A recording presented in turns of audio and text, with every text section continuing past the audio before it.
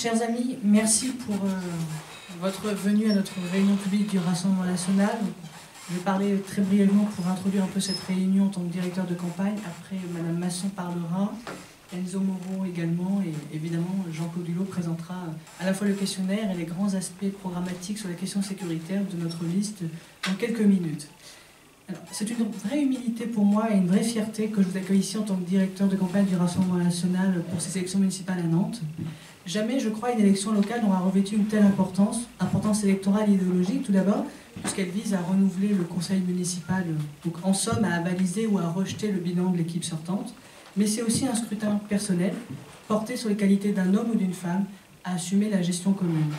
Enfin, ces élections des 15 et 22 mars prochains constitueront le procès démocratique de Johanna Rolland, et je crois qu'on peut tous dire que c'est souhaitable et que ça arrive enfin.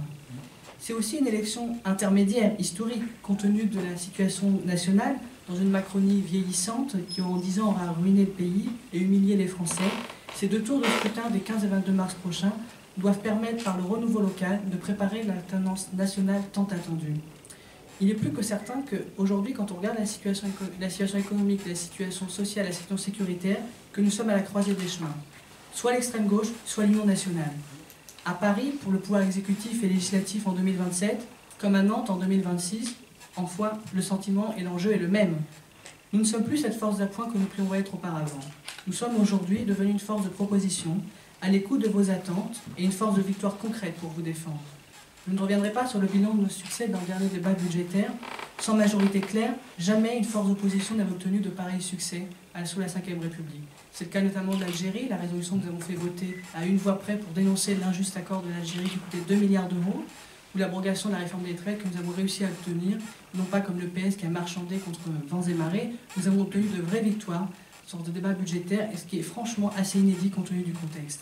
Tout le démontre, notre crédibilité, notre sens de l'intérêt général, sans sectarisme ni angélisme, est unanimement salué.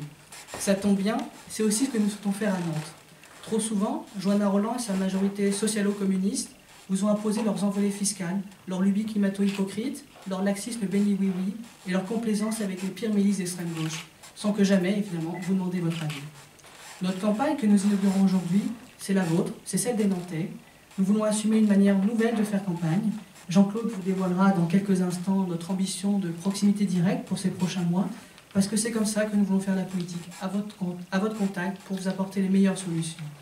Une chose est certaine, si nous redonnons un mandat supplémentaire à Johanna Rolland en mars prochain, Nantes redeviendra l'espace de tous les crimes et de toutes les injustices, une ville encore plus sale et encore plus dangereuse. Et elle en est franchement capable. Tandis que, bien sûr, la première escapée de cet ensauvagement continuera à dire qu'elle agit. Rappelons-nous le culot de Madame le maire, qui a récemment affirmé dans un journal local que la ville de Nantes agissait en matière de sécurité. Le mensonge effronté ne résiste pas à l'épreuve des risques.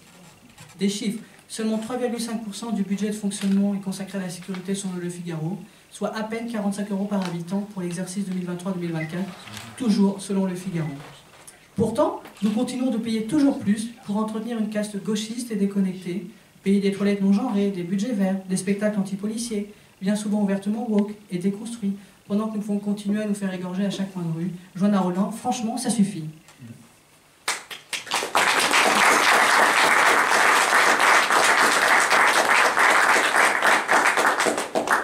Je suis moi-même de cette génération de jeunes qui s'est engagée par devoir pour son pays et son territoire. Je suis l'archétype de ce que la gauche pense détenir. Enfant des milieux modestes, élevé dans les quartiers populaires de Nantes, de Braine-Alville, Balakov, d'Arvalières, élevé à la méritocratie, élève au Lokidi à Nantes. Pourtant, je n'ai pas choisi cette voie. Je n'avais pas envie de me faire agresser à chaque fois que je sortais. Je n'avais pas envie de voir les symboles de notre identité séculaire disparaître. Vous vous souvenez des émeutes urbaines à la suite de l'affaire Aboubacar Obrey, le jeune qui avait refusé de faire un refus d'obtempérer et qui s'était enfui face aux forces de l'ordre? Qu'a fait Johanna Rolland? Ils ont tout cassé, ils ont tout brûlé, elle leur a donné une salle municipale. Avec nous et avec Jean-Claude à la mairie, quand tu casses, tu seras sanctionné et tu payeras, parce que ça suffit, le tout gratuit et le laxisme généralisé. C'est vous qui payez, ça doit être à la racaille de payer.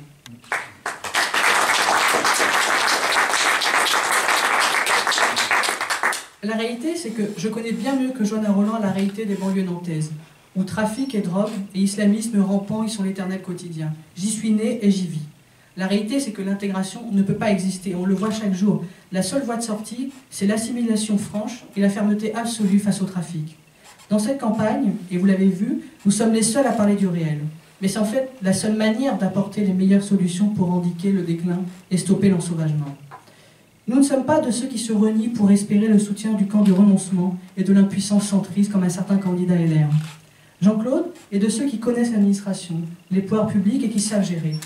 Je suis très heureux qu'il soit aujourd'hui à nos côtés pour une ordre enfin sûre. Je terminerai par une citation qu'avait employée Marine Le Pen sur RCI très récemment. Comme le disait Bernanos, l'espérance ne consiste pas à croire que tout ira bien, mais c'est un risque à courir. Je crois que la France le mérite et l'exige, Nantes aussi. Ces prochains mois seront décisifs, mais passionnants. Pour la première fois à Nantes, depuis de nombreuses années, et peut-être même depuis jamais, tout est possible. Nous pouvons rentrer au conseil municipal, et ce serait une vraie victoire face à une maire qui a décidé que le Rassemblement national n'avait pas le droit de présence sur son territoire. Je voulais vous remercier pour mon introduction, et puis je suis ravie de laisser la parole à Madame Masson, qui est notre candidate numéro 2 sur la liste, et qui va nous présenter la liste en elle-même du Rassemblement national pour une Nantes sûre. Merci.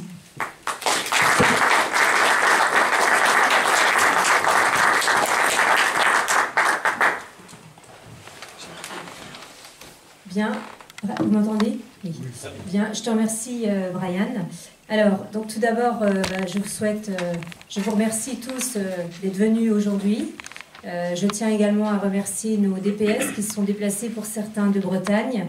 Et puis, je remercie tout particulièrement Jean-Claude Hulot, notre tête de liste, pour m'avoir accordé sa confiance et m'avoir permis d'être numéro 2 sur la liste de Nantes.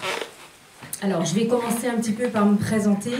Moi, je suis issue de l'Est de la France, je suis une Vosgienne, voilà, je suis née dans les Vosges, à Épinal. J'ai grandi dans une famille, dans un milieu familial ancré à droite, donc j'ai été précocement immergée dans cet univers politique. Et puis, à l'âge de 19-20 ans, j'ai décidé de partir de ma région natale pour venir m'installer en région Pays de Loire. Et j'ai naturellement choisi Nantes pour y poursuivre mes études, pour 3 raisons principales. Parce que Nantes, c'est une ville où il faisait bon vivre, c'est une ville qui avait un véritable dynamisme économique et c'est aussi une ville qui permettait à des jeunes personnes comme moi de trouver, en tout cas de pouvoir accéder à la vie professionnelle facilement. Alors moi, donc aujourd'hui, j'ai 54 ans, j'habite à Nantes et donc je suis dans le domaine des ressources humaines depuis une vingtaine d'années. Et notamment à des cadres de direction. J'ai été notamment chef d'entreprise dans un cabinet de recrutement qui recrutait dans des secteurs assez stratégiques. Et donc nous recherchions des cadres supérieurs, des cadres dirigeants dans l'industrie et le bâtiment. J'ai décidé il y a à peu près 1 an et demi de me consacrer un peu à la politique et donc j'ai intégré le bureau départemental du RN 44 et puis voilà, j'ai progressivement progressé, j'ai commencé à militer, Gauthier Bouchet m'a proposé d'intégrer le bureau et donc j'occupe différentes responsabilités aujourd'hui et notamment d'être responsable adjointe de Brian Pecker pour les adhésions. Merci Brian. Et puis j'ai été nommée responsable de la 5e circonscription. Donc rapidement, la 5e, c'est le périmètre Nantes, Beaujoire, La Tortière, La Chapelle, Carquefou, jusqu'à Nord-sur-Anne. Donc en fait, mon engagement au Rassemblement national m'a aussi permis, et force est de constater avec mon expérience en recrutement, de me lancer dans la constitution de la liste, ce que j'ai accepté, parce que pour moi, c'était évident et c'était un devoir. Donc aujourd'hui, je suis fière de vous annoncer que notre liste compte environ une 50aine de colistiers. C'est le fruit d'une alliance avec l'UDR, le parti d'Éric Ciotti, qui est représenté aujourd'hui par Enzo Moro, qui est donc le responsable régional, enfin départemental, de la jeunesse UDR. Cette année, on a fait preuve de proactivité exemplaire et nous nous sommes vraiment mis à la tâche depuis très longtemps, ce qui fait qu'aujourd'hui, les 50 colistiers sont représentés par des professionnels du droit, notamment des avocats. On a de plus en plus des chefs d'entreprise, des auto-entrepreneurs. Nous avons aussi des cadres, des ressources humaines, de la finance, du monde industriel. Et puis, on a aussi des professions plus intermédiaires comme des agents de maîtrise, des agents de production, sans oublier nos étudiants, de plus en plus d'étudiants et de retraités. Et puis des agents de la fonction publique, oui, parce que les agents de la fonction publique, effectivement, ils en ont marre de la politique de Johanna Rolland et aujourd'hui, ils veulent nous rejoindre. Et nous sommes fiers aussi de constater que tous les quartiers de la ville sont représentés, c'est-à-dire que nous avons des colistiers à la fois dans les quartiers aisés comme les quartiers populaires, ce qui fait qu'aujourd'hui on représente une véritable force. Alors voilà, l'engagement reste ouvert à tous ceux qui veulent partager notre idéal. Donc vous êtes tous les bienvenus, les Nantais. Si vous voulez rejoindre notre liste, après, au pot de l'amitié, on se voit, on en discute et puis on avance ensemble. Je vais juste terminer ce discours avant de passer la main à Enzo par une phrase qui me paraît importante, que l'heure n'est plus à l'observation, mais à la participation citoyenne concrète. Voilà. Je vous remercie pour votre écoute et donc je vous passe Enzo Moro. Merci.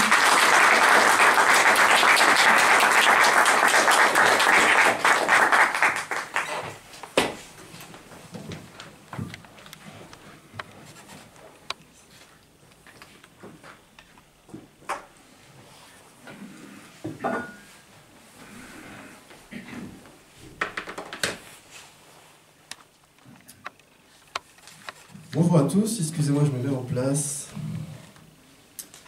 Bonjour à tous, merci pour votre présence. Je vais être assez rapide, je vais juste me présenter dans un premier temps, parce qu'il y a certaines personnes que je ne connais pas, beaucoup de personnes que je ne connais pas.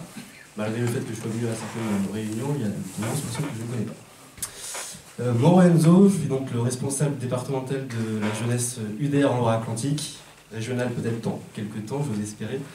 J'ai rejoint le parti d'Éric Ciotti dès le moment où il y a eu les élections législatives anticipées l'année dernière. J'ai eu la confiance de Michel Huneau, qui est mon référent ici départemental, qui m'a donc nommé à ses côtés dans le bureau départemental de l'UDR. Donc ça fait un peu plus d'un an que je suis au sein de l'UDR, ici à Nantes et un peu sur Paris quand j'y suis. Pour vous parler un peu de moi, j'ai fait des études de droit, une licence de droit que j'ai pas pu terminer, j'en reviendrai dessus après, il y a des raisons pour lesquelles j'ai pas pu les terminer. Donc en parallèle de ça, j'ai commencé à me mettre dans le monde du travail. Meilleur aspect pour apprendre la vie quotidienne de tout le monde et pouvoir porter des jugements sur le terrain. En parallèle de ça, je suis l'Institut de formation politique à Paris et l'Institut des hautes études du ministère de l'Intérieur, qui est une école privée qui permet de suivre des formations sur tout ce qui est sécurité intérieure, sécurité extérieure aussi en parallèle. Voilà. La petite présentation assez rapide me concernant. Je fais également partie de l'Uni Nantes, où à côté de ma responsable, nouveau responsable actuellement, on est en train de regérer la gestion un peu locale de l'Uni. Voilà. Donc pour revenir sur les municipales, tout d'abord je tenais à... C'est avec une profonde conviction et un réel sens du devoir que j'ai décidé de me porter candidat sur la liste du Rassemblement National et de l'Union des droits pour la République, puisque c'est une liste d'union, et je tiens à affirmer ce fait-là. Nous sommes plus sur des listes de partis, maintenant nous sommes sur des listes d'union, et c'est un peu la représentation que je vais avoir sur cette liste, de montrer que l'union est possible. L'union a été possible au niveau national, elle est possible au niveau local. On le voit à Nice, on le voit dans le sud de la France, on le voit sur la Côte d'Azur, on le voit sur certains endroits. On peut le faire ici en Loire-Atlantique, on peut le faire ici, ça fait plus de 35 ans que Nantes est sous une gestion socialiste. Moi je suis ici pour ça, je suis ici pour créer cette union, faire adhérer, trouver des personnes, trouver des futurs élus et pouvoir proposer une alternance crédible pour la ville de Nantes, mais aussi partout pour les Ligériens en Loire-Atlantique. Donc c'est avec la confiance d'Éric Ciotti de la liste de Pour une Nantes sûre et notamment de M. Jean-Claude Dulot, que je tiens à remercier chaleureusement pour la confiance qu'il m'accorde, que je rejoins la liste, en espérant engager le chemin de l'alternance en entrant au conseil municipal de Nantes. Donc cette union, notre union, incarne à Nantes une alternative crédible, responsable et nécessaire face à une majorité sortante qui, depuis plus de 35 ans, troque la bonne gestion municipale au profit électoraliste et à des fins idéologiques. Une majorité qui dirige notre ville sans vision d'avenir, déconnectée des attentes sincères des Nantaises et des Nantais. Nantes a perdu ce qui faisait sa force.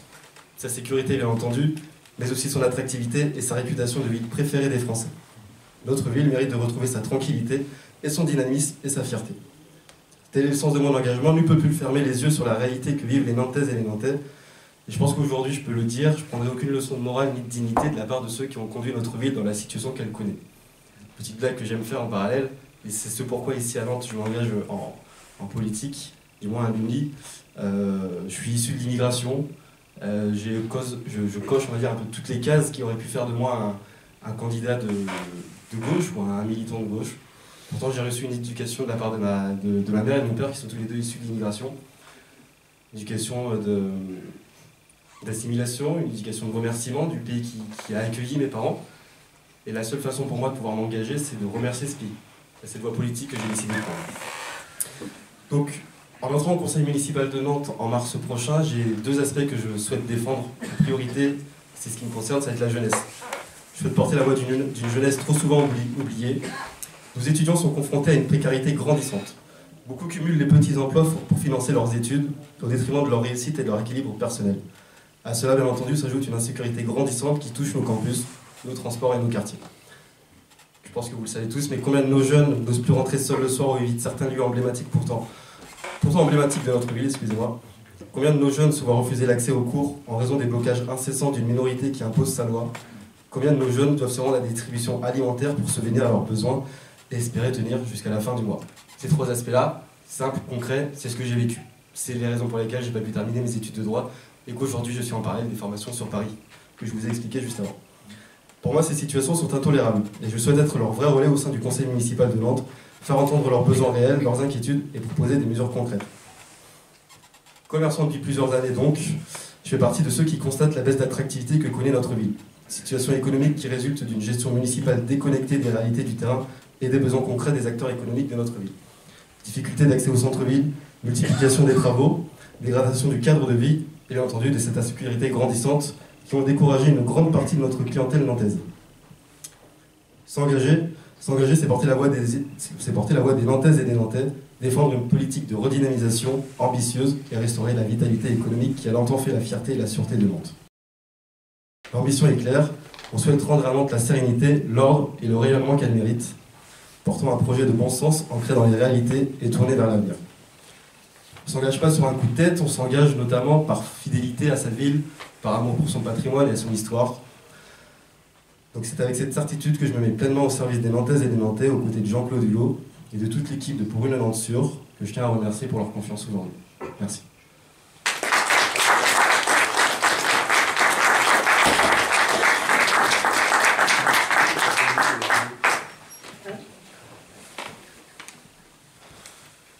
Merci Enzo pour ces mots rassérénants, ces mots encourageants, ces mots de dynamique.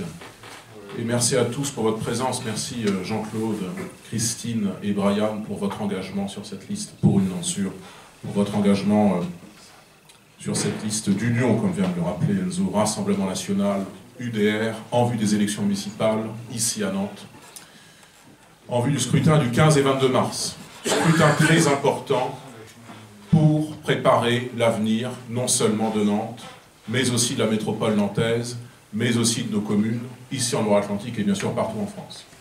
Naturellement, le Rassemblement National ne peut pas être absent d'une telle échéance, y compris dans une très grande ville comme Nantes. Et je pense que c'est un petit peu ce qu'attendaient nos adversaires de droite comme d'ailleurs, adversaires de gauche comme faux amis de droite. Ils attendaient un petit peu que nous soyons absents de cette compétition électorale, de ce scrutin, en se disant peut-être le Rassemblement National n'est pas assez fort à Nantes, il n'est pas assez implanté dans la métropole nantaise, eh bien il va passer son tour et finalement ça se réglera entre Madame Roland et son faux opposant. Eh bien nous disons à Madame Roland qu'avec Jean-Claude Hulot et ses colistiers et la liste Pour une Nantes sûre, il y aura une véritable opposition d'abord durant cette campagne, une véritable opposition à ce qui a été sa politique, non seulement depuis les 6 dernières années, mais en réalité depuis maintenant pratiquement 12 ans. Il y aura une forte et sincère opposition à sa politique durant la campagne, et puis à l'issue du scrutin, à l'issue du verdict des urnes, au soir du second tour le 22 mars, nous espérons qu'il y aura davantage qu'une opposition ici au conseil municipal de Nantes, et que nous puissions être en situation majoritaire pour demain changer les choses, y compris dans une ville comme Nantes, où nous ne sommes pas forcément attendus, mais en même temps nous sommes espérés par des milliers de nos concitoyens, sur des questions comme l'a rappelé Jean-Claude dans notre conférence de presse tout à l'heure, et je sais qu'il détaillera beaucoup nos propositions dans son intervention, sur des questions comme la sécurité, l'ordre public, la tranquillité publique, parce qu'il est hors de question que Nantes continue à devenir quelque chose entre une ZAD, une ASG étudiante et une métropole où règne constamment une insécurité du quotidien, avec le narcotrafic, avec les incivilités, avec les cambriolages, avec les vols, avec désormais les crimes, les viols, les assassinats. C'est hors de question que ça reste quelque chose à la fois de normal et quelque chose que les Nantais doivent tolérer. Les Nantais sont dans un rejet complet de ce système-là, pour une majorité d'entre eux, nous le savons. Et en même temps, il y a toujours, d'élection en élection, et c'est un peu une malédiction, ces Nantaises et ces Nantais qui votent et revotent et revotent à gauche. Eh bien, nous sommes là, avec Jean-Claude, pour casser cette malédiction, avec cette liste pour une Nantes sûre, pour enfin pouvoir entrer au conseil municipal, pour enfin pouvoir proposer des choses dans le débat public, ce débat public et cet espace public où d'ailleurs certaines forces politiques de cette ville nous empêchent d'exister. Parce que qu'est-ce qui se passe aujourd'hui là, en marge de notre réunion publique? Qu'est-ce qui s'est passé juste avant que vous puissiez non pas venir comme ça, l'air de rien, mais pénétrer dans ce qui est maintenant une sorte de bunker? Qu'est-ce qui s'est passé? Vous avez été bloqué naturellement, vous avez été filtré, et c'est bien malheureux, par des gendarmes, vous avez plus ou moins été bloqué par des manifestants qui veulent empêcher toute manifestation, tout événement, toute réunion publique du RN au prétexte que nous serions et antidémocratiques, et anti-républicains, et anti-je ne sais quoi, etc. Nous avons, dans cette ville, comme dans beaucoup de métropoles, des forces politiques qui, disons-le, sont des forces de gauche, qui sont stipendiées par des partis de gauche, qui sont y compris financées par des partis de gauche, et d'abord par votre argent, d'abord par de l'argent public, qui sont subventionnés sur des fonds associatifs publics pour venir empêcher un parti démocratique, par ailleurs le premier parti de France, par ailleurs un parti qui fait 13 millions de voix au niveau national, d'avoir un juste accès à l'espace public, à des salles associatives que vous avez tous payés par votre argent et qu'on veut vous empêcher, auxquelles on veut vous empêcher d'accéder. Ce sont des choses qui ne sont plus tolérables. Et ça fait partie de ces choses que les Nantais, confusément bien sûr, parce qu'ils ne s'intéressent pas aux activités, les Nantais n'ont pas que ça à faire, s'intéresser aux activités du RN, est-ce qu'il a accès ou pas à ces salles, mais confusément, c'est la même chose. Il ressemble bien que c'est la même chose que l'insécurité qui se passe dans notre commune. C'est une démocratie à deux vitesses. Une démocratie qui fonctionne à plein pour les copains, qui fonctionne à plein pour les associations proches de Johanna Roland, qui fonctionne à plein pour les réseaux proches du Parti Socialiste, les réseaux proches des Verts, et toutes sortes de clientèles de gauche qui font de cette ville, chaque jour un peu plus, un enfer, et notamment un enfer sécuritaire. Eh bien, nous sommes là, avec Jean-Claude, avec son équipe, avec la liste pour une Nantes sûre, avec Christine, avec Brian, avec Enzo et la soixantaine de colistiers que nous allons nous présenter dans les semaines à venir. Nous sommes là pour casser cette malédiction, pour enfin faire entrer le RN, d'une manière ou d'une autre, au conseil municipal de Nantes, à la métropole de Nantes, que cela soit en situation d'opposition, ou comme nous le pensons, et nous l'espérons, avec Jean-Claude Dulot, en situation majoritaire, pour demain, gagner à Nantes. C'est ce qu'il faut, c'est gagner la ville de Nantes. Et nous allons le faire avec Jean-Claude.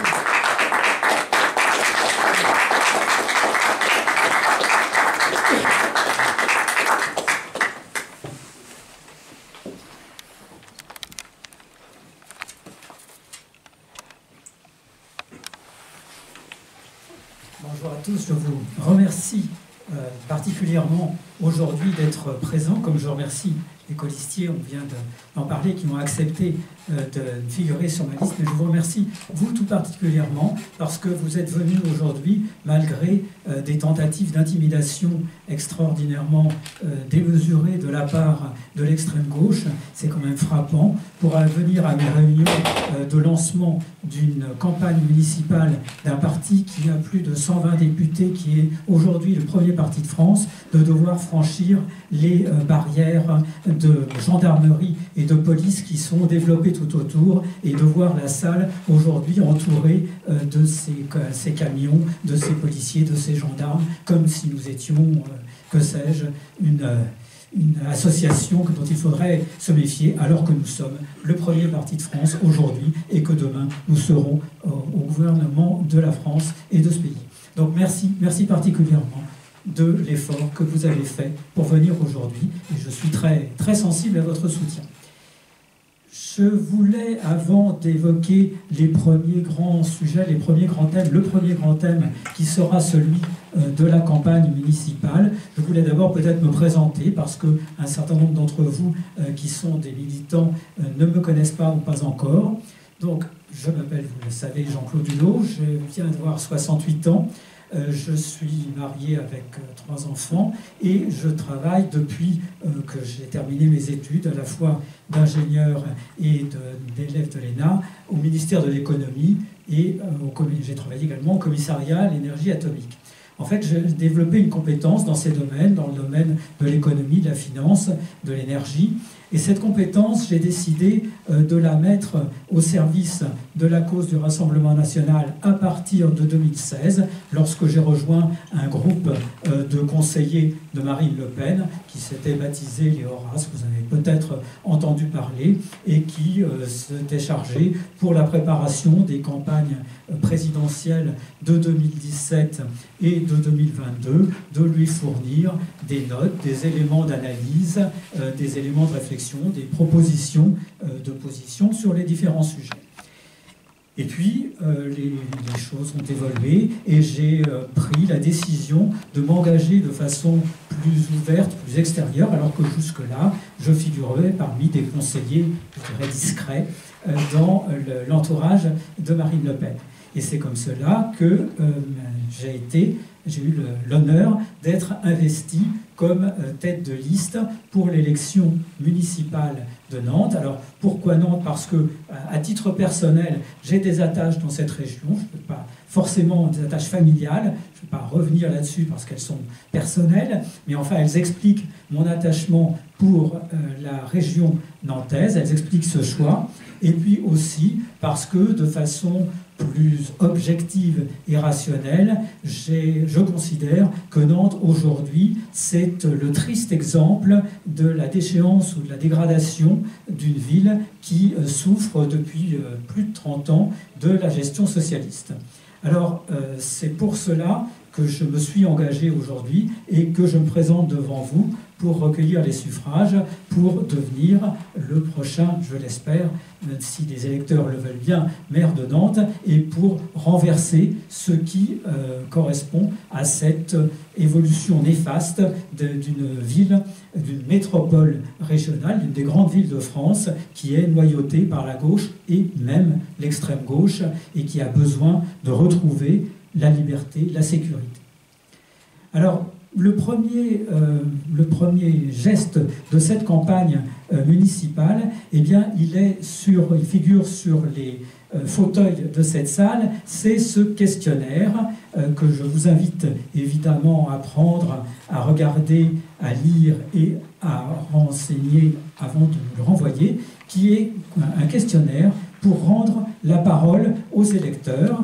Il y a un certain nombre de petits choix, de petites questions sur les différents sujets qui visent à exprimer les problèmes qui touchent le quotidien des Nantais, qu'il s'agisse du manque de sécurité dans les quartiers, du sentiment d'abandon de l'environnement, de la désertification commerciale du centre-ville, de l'augmentation de la pression fiscale, bref, de tout ce qui vous impacte dans la vie quotidienne et dont vous estimez que cela doit changer avec l'arrivée d'une nouvelle municipalité. C'est une des constantes du Rassemblement national que de vouloir donner la parole aux électeurs avant tout, de recréer une véritable démocratie locale où les politiques publiques se construisent avec les habitants de Nantes et non plus ne tombent d'en haut d'une idéologie imposée par la mairie. Nous voulons donc avoir une action publique qui soit proche des citoyens, qui soit ancrée dans le réel et qui refuse le sectarisme ou le mépris dont Mme Roland fait part jusqu'à présent. Alors ce questionnaire, eh bien moi nous viendrons avec les représentants de la liste, le présenter personnellement au Nantais. Ce matin, nous l'avons distribué à un certain nombre de personnes qui venaient au marché de Talensac. Nous avons recueilli leurs sentiments, nous avons écouté leurs doléances, et ce questionnaire, nous allons continuer à le distribuer aux Nantais. Nous allons le distribuer aussi dans les boîtes aux lettres pour qu'il puisse atteindre le plus grand nombre de Nantais. Nous avons prévu d'en tirer plus d'une dizaine de milliers d'exemplaires.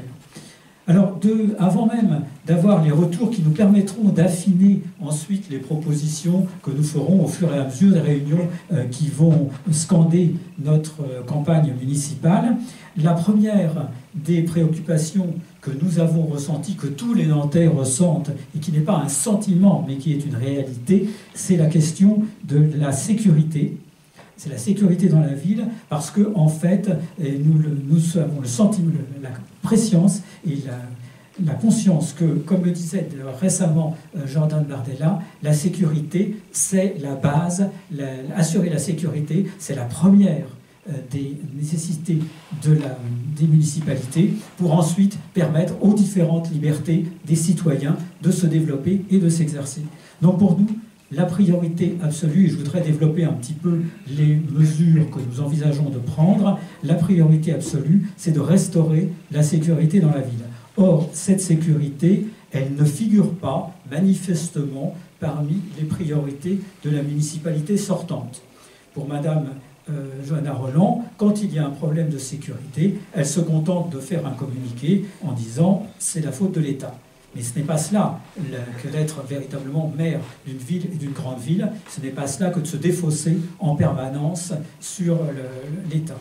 En fait, la mairie actuelle ne fait rien pour lutter, que ce soit contre le trafic de drogue, contre l'explosion de la délinquance, et en particulier de la délinquance juvénile, rien contre les agressions du quotidien, et c'est une véritable idéologie du laisser-faire qui est développée et qui, en effet, laisse se développer cette insécurité.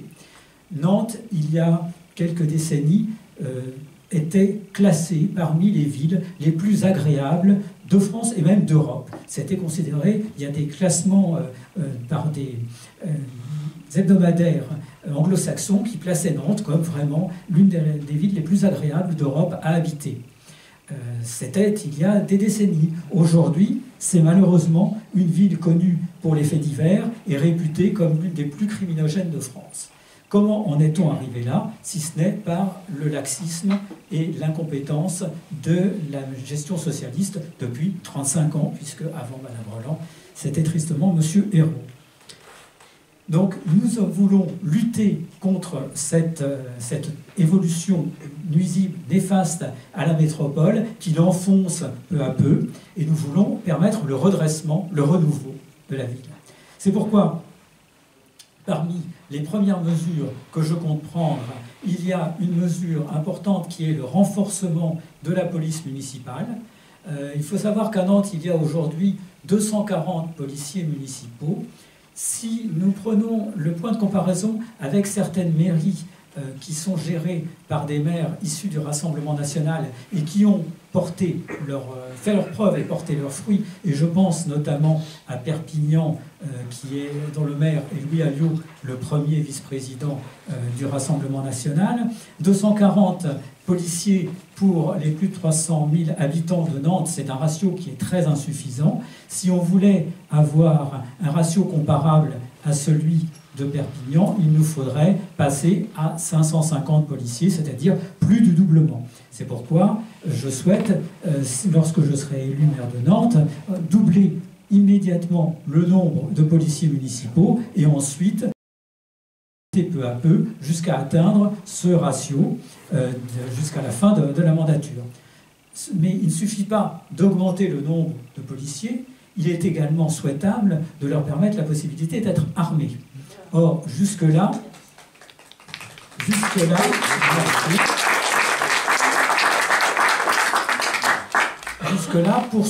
pour accepter les dictats idéologiques de ses alliés, la municipalité s'est toujours refusée à l'armement des policiers municipaux. C'est une possibilité, il faut l'utiliser, il ne faut pas en avoir peur, il faut que ça aide à la force de la police municipale et à la dissuasion que peut exercer la police municipale. Autre, dans ce même domaine de la sécurité, autre mesure que je proposerais, c'est l'augmentation du nombre de caméras de vidéosurveillance. Là encore, nous sommes très en dessous de ce qui est souhaitable pour pouvoir assurer, non pas une surveillance, il ne s'agit pas de rêver à une idéologie Big Brother ou que sais-je encore, comme la gauche peut nous accuser de le faire. Non, c'est pas ça. Il s'agit tout simplement de pouvoir surveiller un petit peu dans les rues et d'empêcher, de prévenir ou de réprimer les crimes lorsqu'ils se produisent. Et là encore, il faudrait faire plus que doubler. Il y a à peu près doublé. Il y a 330 caméras, je crois, installées à l'heure actuelle. Il faudrait passer à plus de 550 pour pouvoir assurer un maillage correct de la vidéosurveillance. Donc tout ça, ce sont des mesures qui sont possibles à prendre. Comment les financer? Eh bien, il n'y a qu'à regarder le budget de la ville et de voir les dépenses importantes qui sont faites pour des dépenses, je dirais, gadgets de la part de la ville. Et Dieu sait si Madame Roland en est prodigue, faire des économies d'un côté, et ça nous permettra de financer ces dépenses de sécurité qui remettront la ville d'aplomb. Autre mesure facile également à prendre, mais qui permettrait d'éviter la dégradation de l'espace public, c'est que la mairie porte systématiquement plainte lorsqu'il y a des dégradations du mobilier urbain ou de ce qui est dans l'espace public. Or, à l'heure actuelle, on le sait bien, fréquemment, il y a des casseurs qui vandalisent les arrêts de bus, les arrêts de tram, etc. On ne porte pas plainte, et puis on laisse aller, et puis ça recommence, et peu à peu, ça participe à une ambiance générale délétère de la dégradation de l'espace public. Cela aussi, ça fait partie des mesures, s'engager tout simplement à exercer le droit de la municipalité à protéger ce qui relève de l'espace public, en fait de l'espace des citoyens et des Nantais. Enfin, cette priorité sur la sécurité, ce n'est pas une lubie du Rassemblement national, ce n'est pas un ressentiment qu'il serait exagéré, c'est aussi en fait la volonté des citoyens, et j'en veux pour preuve l'étonnante consultation citoyenne qui avait été réalisée en 2022 à Rezé, une ville qui est pourtant très à gauche, et où plus de 80% des électeurs s'étaient déclarés en faveur d'une police municipale. Il y a vraiment une demande de la part du corps social et des électeurs de cette sécurité, du renforcement de la police. C'est pour cela que je place cette mesure en tête de celle que nous voudrions développer pour rassurer la sécurité pour les citoyens nantais. Et puis, aujourd'hui, il ne faut pas être non plus fermé aux innovations technologiques. Il y en a, elles sont nombreuses. Nous sommes dans un monde où il y a de nombreuses mutations technologiques. Il faut savoir les utiliser, y compris pour ce qui est de la sécurité, c'est-à-dire l'utilisation possible des drones, les caméras qui reconnaissent les plaques d'immatriculation, voire même l'intelligence artificielle dans certains cas, si ça peut nous apporter. Tout cela, ça doit être une conception globale de revitalisation de la sécurité. Alors non, là encore, en utilisant tout simplement ce que les citoyens peuvent dans leur vie quotidienne utiliser, mais au service de la cause citoyenne de la sécurité. C'est donc une véritable révolution sécuritaire qu'on peut proposer à Nantes. De la même façon, on peut, comme cela se fait dans d'autres, il faut s'inspirer de ce que font d'autres métropoles, parfois même d'autres qui sont gérés par d'autres partis que le Rassemblement national. Je prends l'exemple de Toulouse, où les bailleurs sociaux sont autorisés à engager des brigades privées de sécurité pour assurer la sécurité dans les logements sociaux. Eh bien, c'est une autorisation que nous pourrions aussi donner à Nantes pour les mêmes raisons. Donc, vous le comprenez, la map, lorsque je parle de sécurité, pour moi, c'est tout simplement mobiliser les technologies, les acteurs, nous inspirer de ce qui fonctionne à l'extérieur, prendre les meilleures pratiques qui existent et avec ça, assurer un cadre de sécurité qui rende aux citoyens nantais, aux électeurs nantais, le plaisir de vivre dans leur ville, dans une ville qui soit sûre, dans laquelle ils peuvent se sentir aptes à exercer tous leurs droits, quels qu'ils soient. Alors, au-delà de ce thème qui est donc le premier de la campagne, aujourd'hui c'est la première réunion, c'est le premier thème que je voulais développer. Au-delà, ce qui se passe aujourd'hui dans notre ville, ça dépasse largement la simple élection municipale nantaise. En fait, ce qui est important, c'est aussi la dynamique du Rassemblement national face à des partis qui tentent, par des jeux d'alliance, on le voit aussi au niveau national, de confisquer de façon idéologique le pouvoir local avec un système qui est de plus en plus fermé sur lui-même et déconnecté du réel et sourd aux difficultés des Nantais. Alors on a vu depuis le début du mois, depuis cette rentrée, si je puis dire, en parlant comme les scolaires, Madame Roland annonçait des petits ralliements de ci, de là, des Europe Écologie des Verts, le Parti communiste, l'Union démocratique bretonne, le Parti radical de gauche, et elle prêche un rassemblement, une solidarité, un rassemblement progressiste, alors qu'en fait, ce sont des alliances d'arrière-garde où l'on voit des petits partis, des partis de plus en plus recroquevillés au niveau national, discrédités par tous leurs échecs au niveau local et national, se coaguler de façon artificielle parce que se présente une élection et qu'ils souhaitent avant tout préserver leur place dans cette configuration. Ils ont réussi depuis quelques années à verrouiller quasiment la politique nantaise et à verrouiller l'hôtel de ville. Nous voulons déverrouiller l'hôtel de ville et rendre les clés aux électeurs. Les exemples au-delà de la sécurité de cette politique, les mauvais exemples sont nombreux, que ce soit l'insécurité dans les transports publics, les embouteillages, c'est un point auquel moi je suis sensible. La thrombose de Nantes et la volonté d'empêcher, de couper la métropole, la ville elle-même, de son environnement naturel au lieu de l'ouvrir, ça passe par en effet toute une politique de transport qui cherche à punir les citoyens, à punir les automobilistes en particulier, et qui font fuir les classes moyennes. Par exemple, Madame Roland a annoncé récemment, ça m'a frappé, qu'elle voulait proposer dans son programme la gratuité des transports publics. Mais la gratuité des transports publics, il vient d'y avoir, juste mi-septembre, un rapport très éclairant de la Cour des comptes. Alors la Cour des comptes, ça n'est pas une officine stipendiée par le Rassemblement national. C'est un organisme parfaitement indépendant, en tout cas c'est un organisme d'État qui nous est guère en général pour autant favorable, et le rapport de la Cour des comptes montre de façon très éclairante que la gratuité des transports publics, c'est l'exemple type de la mauvaise mesure qui est coûteuse pour la municipalité, coûteuse pour la métropole, sans pour autant procurer les effets qu'on recherche, c'est-à-dire un effet d'éviction des transports individuels vers les transports publics. Donc c'est l'exemple type de mauvaise mesure idéologique que défend Madame Roland et qui, à la fois économiquement et socialement, se révèle totalement néfaste.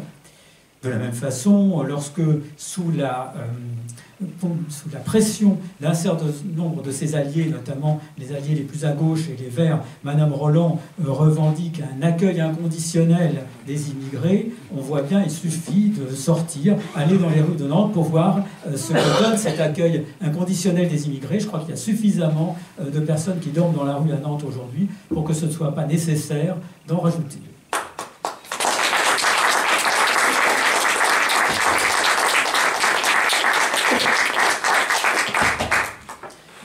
Alors donc c'est l'union de la gauche que nous propose Madame Roland. Elle est présentée comme écologiste, mais cette écologie, je dirais que c'est une vision punitive de l'écologie. C'est celle qui empêche les classes moyennes de venir, c'est celle qui empêche les classes moyennes d'habiter à Nantes, c'est celle qui, sous prétexte de végétalisation, laisse en fait proliférer les mauvaises herbes et rend la plupart des rues quand même peu aimables, peu agréables, peu accueillantes. pour les citoyens. Ce matin, nous étions entre Talensac et ici, nous avons pris un certain nombre de rues et constaté ça n'a rien d'une végétalisation harmonieuse, ça n'a rien d'un poumon vert de la ville que de laisser des mauvaises herbes partout proliférer. Ça n'est pas une écologie positive, c'est une écologie punitive, et moi je n'y suis pas favorable. À l'inverse, on assiste avec une coalition comme celle-là à des alliances parfaitement contre nature entre les communistes et leur nostalgie d'un certain collectivisme d'autrefois, et puis les écologistes avec donc cette volonté d'écologie de décroissance et d'écologie punitive. Je ne parle pas des radicaux de gauche, donc je ne sais pas quel est ce qu'ils pensent, ni s'ils pensent d'ailleurs, mais tout ça, ça fait une alliance un peu hétérogène qui n'a qu'un seul objectif face à nous et face à la dynamique que nous représentons, c'est d'essayer de tenir, de maintenir les places, les prébendes et les avantages au détriment de la ville. Alors, nous, la liste pour une Nantes sûre, la liste que soutiennent le Rassemblement national et l'Union des droites pour la République, nous voulons incarner une autre alternative, une alternative patriote, une véritable alternative aussi, et non pas celle de partis qui, suivant les élections, suivant les moments, sont plus ou moins alliés un peu, enfin, l'essentiel étant de garder là encore ensemble la même mainmise sur la ville, sur la politique nationale et locale. Nous voulons ouvrir la ville, nous voulons incarner cette alternative, nous voulons une ville sûre, une ville propre, encore une fois, on l'a dit tout à l'heure, on ne veut pas d'une ZAD géante, ça n'est pas quelque chose qui nous fait rêver.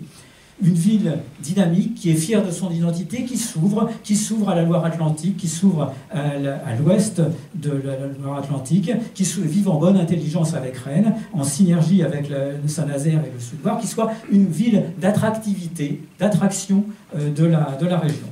Alors pour cela, j'ai développé déjà le premier thème, celui de la sécurité. Nous voulons aussi qu'il y ait une attractivité, qu'ensuite il se développe une attractivité vis-à-vis des entrepreneurs, des artisans, de tous ceux qui font vivre le tissu local et qui aujourd'hui fuient. Il suffit là encore de voir le centre-ville, les boutiques vides, les commerçants qui désertent. Tout ça, ça passe par un ensemble de mesures pour repermettre la redynamisation du tissu économique, social, local. Il faut permettre aux classes moyennes aussi de revenir dans Nantes. Lorsque Madame Roland veut que 60% des logements maintenant nouveaux soient pour des logements assistés ou avec des logements sociaux, eh bien, nous pensons que ça, c'est encore une autre mauvaise méthode, parce que c'est une méthode qui crée une éviction des classes moyennes du centre-ville.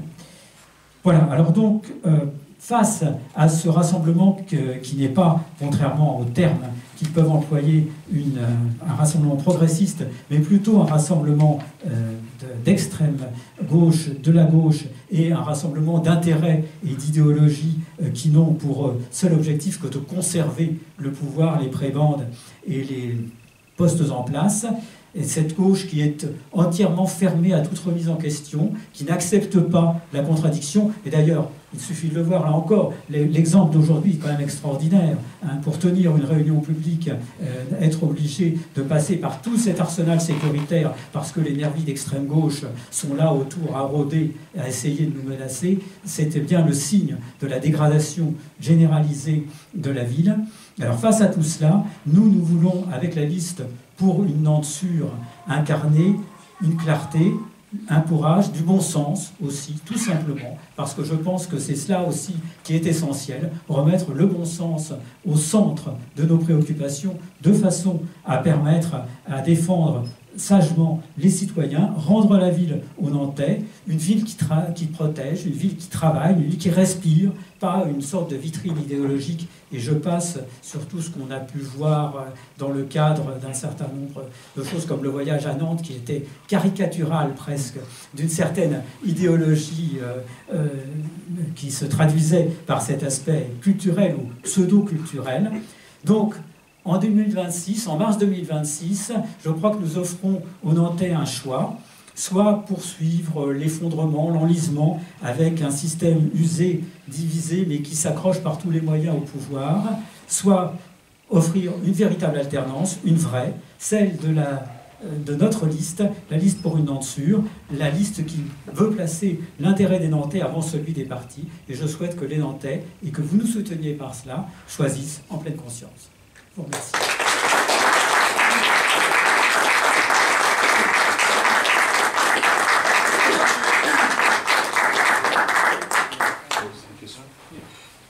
Je ne sais pas si je suis prêt aussi à répondre aux questions, s'il y en a parmi vous, prendre les questions de la salle et répondre. Bonjour. Je voulais savoir, vous n'avez pas parlé des Roms en fait, qui sont régulièrement, qui sont tout autour en fait, au niveau de la métropole. Il y a de nombreuses associations nantaises qui soutiennent ces camps qui sont non seulement sur l'aspect sécuritaire, mais également sur l'aspect écologique, puisque quand on les enlève des territoires... Et sanitaire. Et sanitaire. Parce que moi, je suis à Poiré, j'en ai l'un des plus gros à côté de chez moi, je peux vous dire que c'est quelque chose. C'est ça. Et donc, du coup, je voulais savoir comment est-ce que vous comptez, quelles sont les propositions que vous pouvez faire par rapport justement à cette situation nantaise. On est devenu aujourd'hui la capitale, clairement, voilà, c'est comme ça que c'est présenté. Oui, alors j'ai eu l'occasion, à l'invitation d'une de ces associations, d'aller voir les camps de Roms, en effet, lorsque la municipalité avait voulu, de façon subreptice, dans le courant de l'été, en déplacer un pour le mettre au contact des habitations à Doulon. Oui, tout à fait. J'avais visité et ça m'a permis de voir. Alors, évidemment, rapidement, ce pas des endroits dans lesquels on s'attarde. En même temps, c'est le plus gros. Et de voir l'aspect sanitaire, parce que j'avoue que j'étais peut-être un peu naïf, je n'avais jamais vu des montagnes d'immondices comme ça le long de la route, et puis ces routes dans lesquelles on passe en gros une fois, parce qu'on peut faire croire qu'on s'y est engagé par erreur, et en tout cas qu'on n'a pas envie de revenir, et puis ces camps qui sont des endroits de non-droit inaccessibles. Donc c'est clair que là, il y a un travail à faire. Alors d'abord, refuser absolument cette volonté de la municipalité de les déplacer pour les rapprocher au contact du reste, mais ça, il ne suffit pas de ça. Il y a en effet tout un travail sur lequel il va falloir se pencher pour remédier à ça, parce que, encore une fois, je n'avais jamais vu une zone de non-droit pareille. Je suis conscient, j'ai pris conscience. Qu'est-ce que vous allez proposer ? J'ai pris conscience du problème. On va faire des propositions là-dessus également. C'est le plus gros camp d'Europe. Oui. Ce qu'on va proposer, c'est gagner la mairie et agir avec les services de l'État pour démanteler une bonne fois pour toutes ces camps de Roms. Oui, mais ça coûte des millions. Et bien, c'est des millions qu'on va précisément dégager d'un certain nombre de politiques qu'a évoqué M. Hulot là, sur les politiques culturelles, les subventions associatives et trucs autres, etc. Et qu'on va remettre dans de la sécurité, dans de l'ordre public, dans de l'ordre républicain, partout sur le territoire de la métropole, y compris dans ces camps qui sont effectivement des montagnes d'immondices, qui sont aussi des villages entiers. Lorsque nous sommes allés avec Jean-Claude début septembre et Brian et quelques autres, on a vu, ce sont des villages entiers avec des rues, etc. Bon, il n'y a pas de raison que ces gens-là, d'une part, s'organisent dans une forme de contre-société urticante et violente en marge de nos villes, et puis finalement qu'ils retournent d'où ils viennent. Nous étions également un peu plus tôt durant l'été, je crois que c'était le 18 juillet, parce que nous on agit en politique, y compris quand c'est les vacances d'été, on n'est pas les doigts de pied en éventail en plein juillet, on était le 18 juillet à Bellevue, avec Brian et Christine et quelques autres, à l'appel de gens qui se disaient emmerdés par la présence de Roms au pied de leur immeuble, et qui n'en peuvent plus des dégradations, des loyers non payés, des incivilités, des vols, bien sûr, des agressions, du bruit la nuit, etc. Il n'y a pas d'autre liste et il n'y a pas d'autre force politique pour agir contre ces nuisances, globalement, que la force que nous représentons, que le Rassemblement national et ses alliés. Parce que ce n'est pas la fausse droite qui va vous débarrasser des camps de Roms, et c'est naturellement pas la gauche qui est très heureuse, visiblement, d'avoir ces gens-là chez nous, qui considèrent sans doute que c'est une richesse, que c'est un enrichissement. Eh bien, nous disons que c'est un appauvrissement pour la France, et que ce n'est pas du tout quelque chose que nous souhaitons voir perdurer. Donc, qu'est-ce que nous ferons? nous ferons démanteler ces camps de Roms. Bien sûr, il faut agir au niveau local. Bien sûr, il faut aussi avoir les leviers du pouvoir au niveau national.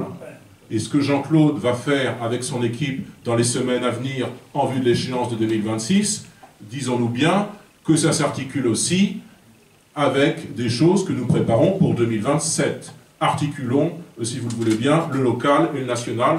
Et qu'est-ce qu'on fera? On fera démanteler ces camps. Un point, c'est tout.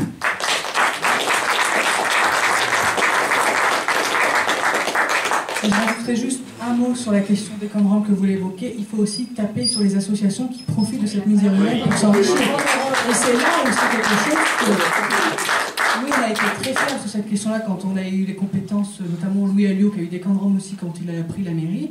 0 subvention publique pour ces associations qui font de la traite humaine, qui font de la submersion migratoire, et nous ce sera pareil. On fera condamner les associations qui profitent de cela, parce que si elles reçoivent de l'argent public, la mairie a le devoir, et même nous on pense que c'est un droit, mais on pense que c'est aussi un devoir, de les faire condamner, parce que pas 1 euro d'argent public doit aller à ces associations qui profitent de la misère humaine. Et c'est elles aussi qui sont complices, parce que les Roms en soi, ils sont venus là parce que les associations leur ont dit vous verrez, c'est bien ici, vous avez ci, ça, etc. C'est elles les vrais coupables. Et c'est elles qui doivent être condamnées. Et ça, c'est aussi quelque chose que nous mettrons en parallèle de ce démantèlement. Parce que les deux sont ensemble, les deux sont liés.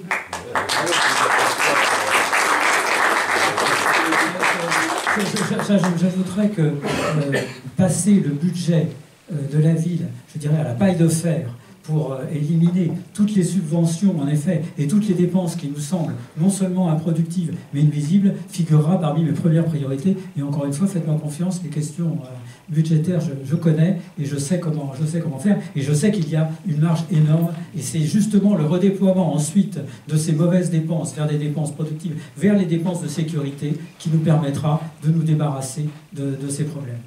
J'ai une autre question. Vous avez parlé de brigades tout à l'heure pour sécuriser des endroits type HLM, si j'ai bien compris. Oui, des brigades. C'est ce qui existe dans certaines villes, notamment, je crois, notamment à Toulouse. Vous n'avez pas d'autres propositions? Je suis preneur, c'est pour ça qu'on envoie un questionnaire aussi. Vous les virer, tout simplement. Je veux dire, plutôt que d'engager quelqu'un pour faire la sécurité, si on vire les personnes qui font de l'insécurité, globalement, on résout le problème. Mais vous avez raison sur ce point-là. Après, vous connaissez la réglementation en vigueur, la gestion des HLM. Nous, la mairie, on est juste là en tant que bailleurs, entre guillemets, qui détenons les murs, mais nous n'avons pas la possibilité de décider que telle ou telle personne n'y accède pas. Dès lors que des personnes poseront des problèmes, oui, nous ferons en sorte de les expulser, mais ce n'est pas nous qui avons la main mise sur la gestion légale des HLM. Donc les expulser quand ils poseront problème, oui, je suis d'accord avec vous, mais pour ça, il faut qu'on ait aussi les moyens, et les HLM le disent, parce que moi j'habite au Braille-Malville, je le vois, les gens qui viennent polluer les quartiers, qu'est-ce qu'ils nous disent? Les gens qui habitent là, ils nous disent on en a marre, on sait quoi faire. Ils appellent les services de la mairie, ils appellent les médiateurs qui au demeurant sont pas là tous les jours de la semaine et qui s'arrêtent à 21h. Donc c'est aussi quelque chose qu'on mettra sur le débat public, parce que de l'argent public pour de la médiation, c'est bien, mais après la fermeté. Nous, c'est d'abord ça qu'on veut mettre en place. Mais vous avez raison, le problème des HLM, c'est quelque chose qu'il faut aller au-delà.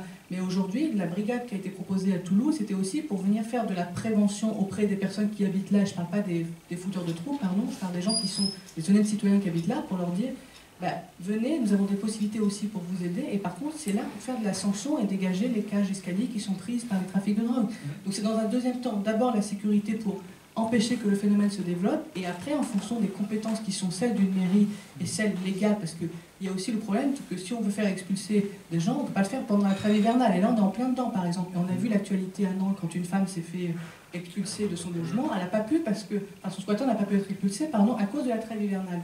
Donc il y a tout ce phénomène-là qu'il faut relativiser, et en même temps dire clairement que les gens qui foutent le problème dans les banlieues, dans les quartiers, ils seront expulsés par les forces de sécurité, et après on essaiera de les déloger. C'est une condition, mais c'est pas si facile que ça. Il faut que la justice nous suive, ça c'est vrai. Parce qu'il y a beaucoup de bailleurs qui, je me souviens plus, en fin de compte, ont commencé effectivement à mettre ça en place pour ceux dont les enfants ou les parents, etc., qui ont des enfants qui sont condamnés en fin de compte pour du trafic de stupéfiants ou des choses graves, en fin de compte, où le bail en fin de compte est résilié. Donc ça c'est mené par le bailleur ou c'est... C'est mené par la mairie. Ça a été le cas notamment, Julien Sanchez avait fait à Beaucaire quand il était maire de Beaucaire. Les associations se sont plaintes, donc ça a eu une procédure judiciaire qui a duré longtemps, mais c'est une possibilité et ça c'est aussi quelque chose qu'on mettra en place parce que la priorité nationale, ce n'est pas applicable dans l'échelle communale. C'est une compétence qui relève de l'État, du régalien. Nous, on veut faire une priorité, entre guillemets, locale à ceux qui ne foutent pas le bazar. Donc ceux qui foutront le bazar, comme on l'a dit, la mairie portera systématiquement plainte dès qu'il y a des abribus ou des vidéos, des caméras de vidéosurveillance cassées, parce que c'est de l'argent public. Et aussi ceux qui seront problématiques dans les logements sociaux, on mettra tout en œuvre avec les compétences qui sont les nôtres, et il y aura du ménage à faire, on peut le dire, avec les compétences qui sont les nôtres pour expulser ces gens. Mais on ne va pas dire dès qu'on arrive au pouvoir, tout de suite à la mairie, on va les expulser tous, parce que ça ne peut pas marcher comme ça, c'est démagogique de le dire. Dire qu'on veut intenter des procédures, et on le fera, ça oui.